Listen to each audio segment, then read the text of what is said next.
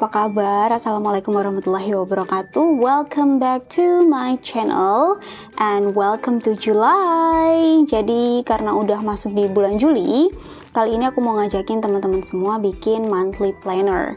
Mungkin ada beberapa dari kalian yang masih baru mendengar istilah monthly planner, tapi ini tuh kalau di bahasa Indonesia tuh kayak rencana bulanan. Nah, intinya tuh kayak gitu. Jadi kita bikin semacam journaling gitu dalam 1 bulan. Kita isi apa aja sih kegiatan-kegiatan kita di tanggal-tanggal tertentu sesuai dengan jadwal-jadwal yang sudah tersusun atau yang sudah menjadi deadline kita. Nah, seperti biasa untuk membuat monthly planner, buat journaling, buat scheduling, buat apalagi tuh budgeting, aku pasti selalu pakai pensil dulu ya teman-teman. Kenapa? Karena ini buat sketsa dulu, jadi kalau misalnya ukurannya belum pasti, aku bisa adjust lagi dengan ukuran yang lebih pasti atau bisa dihapus-hapus lagi sesuai dengan apa yang kita inginkan atau sesuai dengan desain yang teman-teman inginkan. Oke, so di sini aku akan bikin monthly planner yang super simple aja, yang mudah ditiru sama teman-teman semua. Tapi kalau kalian bisa lebih kreatif lagi, itu bakalan oke banget.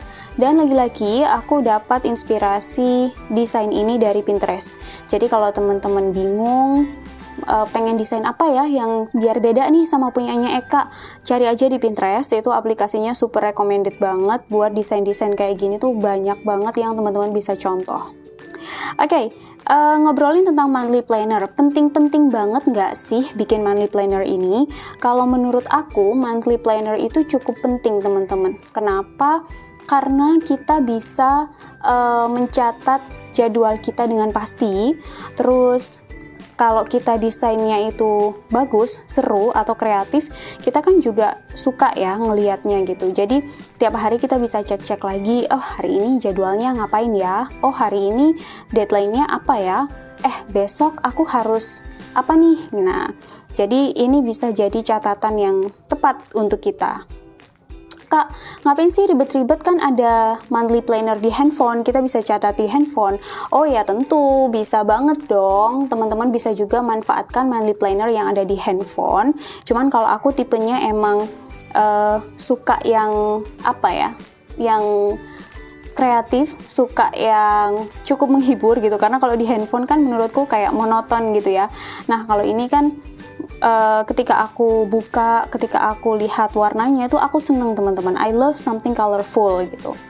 Dan untuk monthly planner bulan Juli ini aku pakai tema warna hijau dan pink nanti. Jadi untuk hari aktif aku tandai dengan warna hijau, dan untuk hari nggak aktif atau hari Minggu itu aku tandai dengan warna pink. Oke. Ngobrolin tentang monthly planner nih, sambil teman-teman nungguin aku bikin monthly plannernya, aku bakal kasih tahu apa aja sih manfaat untuk bikin monthly planner ini. Jadi kalau dari website dharmawanaji.com, ini website yang biasanya aku kunjungi, ada 7 manfaat planner untuk produktivitas teman-teman.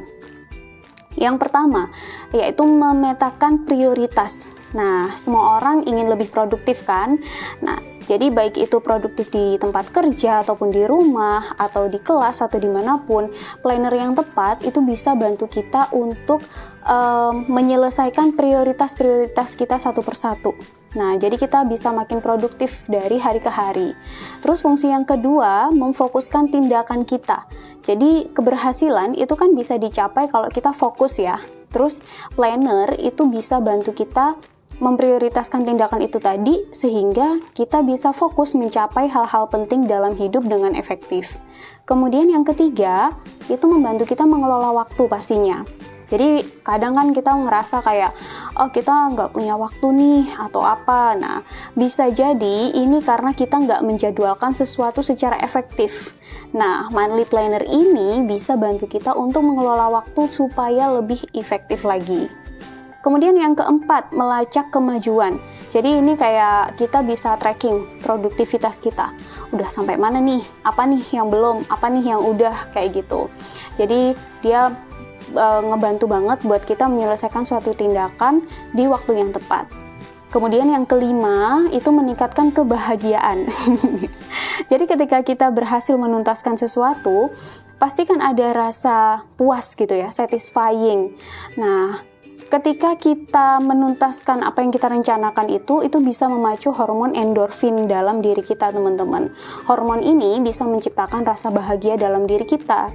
Jadi pas kita nge-checklist suatu target atau berhasil mencapai suatu deadline, nah itu kita bakalan seneng gitu kan, bakal bahagia.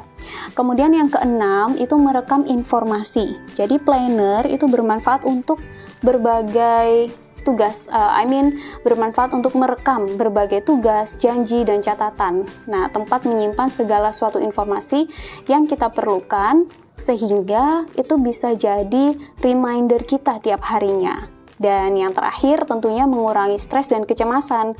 Kenapa? Karena padatnya jadwal itu kadang bikin kita bingung nih, mana yang harus dikerjakan duluan, mana yang harus dikerjakan nanti gitu kan. Nah, sehingga itu bisa memacu stres, kecemasan, terus kelelahan mental, akhirnya dikit-dikit butuh healing.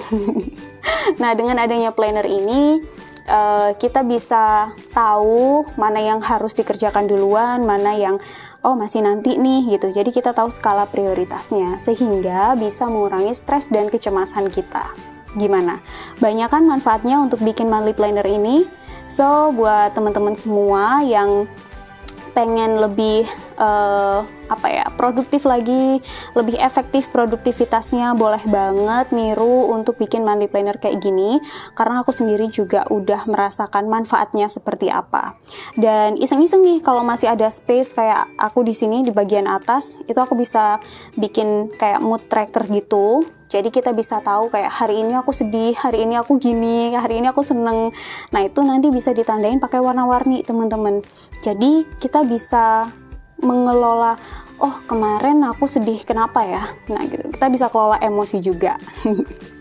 So, okay guys, I think itu aja video untuk hari ini. Thank you so much for watching. Semoga apa yang udah aku bagikan bisa bermanfaat buat teman-teman semua.